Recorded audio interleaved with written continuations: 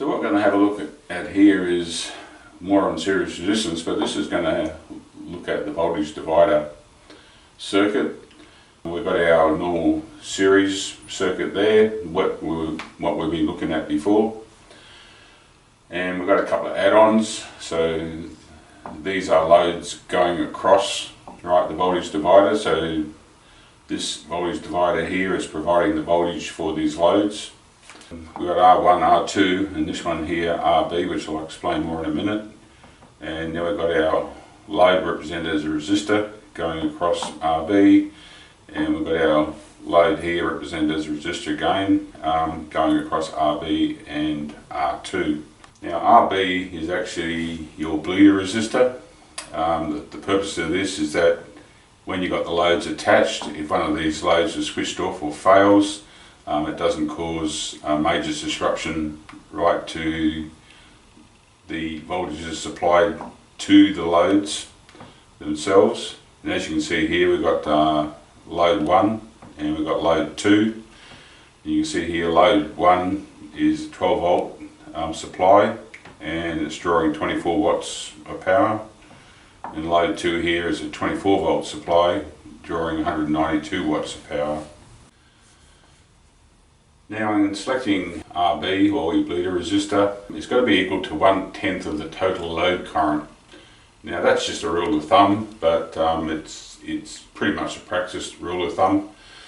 And the way that we do that is we've got our first load, drawing 24 watts of power, and supply is 12 volts, and that's giving us a current of 2 amps. And then we've got the larger load, 192 watts, being supplied with 24 volts, and that's drawing 8 amps of current. Now to work out the current for the bleed resistor, you basically the 2 amps plus the 8 amps, and obviously that's going to equal 10 amps, and that 10 amps is divided by 10, that's where we get the 1/10 from, and that gives us a current of 1 amp. So the actual bleeder resistor in this case is the voltage, which is 12 volts across here, and the 1 amp, and that will give us a resistance of 12 ohms. We just calculated what value of bleed resistor we need, so the 12 volts, which is what's supplied across this area here, and we worked out that we have a current of 1 amp that needs to flow up through that bleeder resistor, and that will give us a value of 12 ohms, which I've written here for the bleeder resistor. Now seeing that we worked out the value of the bleeder resistor as far as its resistance goes, we know that we have a current of 1 amp flowing up through this bleeder resistor. So what power do we have? Well, power is voltage times current. So the voltage across here is 12 volts, the current going through the resistor is 1 amp, so this resistor is a 12 watt resistor. Alright, so we know what RB1 is, we know it's we need a value of 12 ohms, we know that 1 amp is passing through it, and the power dissipation for that resistor is 12 watts. We also know that the voltage drop across each of these resistors is 12 volts, and that ties in with the 36 volts here, which is your supply. And what we've done now is worked out our values for R2 and our values for R1. So looking at R2, you can see that the voltage, 12 volts, divided by 3 amps. Now the 3 amps comes from the 1 amp passing up through RB, and also the 2 amps passing up through the first load, or the first load resistor, which is passing up through this point here.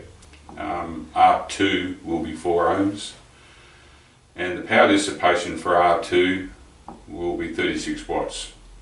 So you can see that we've gone from 12 watts for RB, now we're up to 36 watts for R2, basically because of the larger current passing up through this area here. If we go to R1, again we've got 12 volts across R1, but if you look at that, we've got 11 amps, so now we've got the 1 amps plus the 2 amps passing up through here, but now we've got another 8 amps being passed up from the second load as well, and that's all passing through R1. So the value of that resistor ends up being 1.1 ohms, so a reasonably low value, but the power dissipation for that resistor is 132 watts. So that's your 12 volts times the 11 amps of current passing up through here, and that's all going back around the circuit. So what we're going to have a look at now is just the current path itself, starting from the battery. We calculated that there's 11 amps being drawn by this whole circuit here. Now you can see that 11 amps is moving down through your cable or wiring. 11 amps is here. 1 amp is going up through RB, so now we're down to 10 amps. We've got another 2 amps going up through here, which is now 8 amps. And then we've got 8 amps passing up through here. Now if you look at it from the base of RB, you've got 1 amp coming up through here. And then at this point here, you're going to have 3 amps. And that 3 amps will pass up through here until it joins up with the 8 amps coming up through the second load. Now we've got 11 amps passing through this resistor here, R1, and we've got 11 amps coming back down to our battery. Now if you do the calculations and just work all the parallel and series parallel combinations here, that also comes to 11 amps. Now the circuit here is just a little bit over the top in real terms, because I mean you're losing a lot of power in these areas here just to maintain these areas here. It's not that it's not viable, it's just that at R1, well, you're losing 132 watts of power for nothing.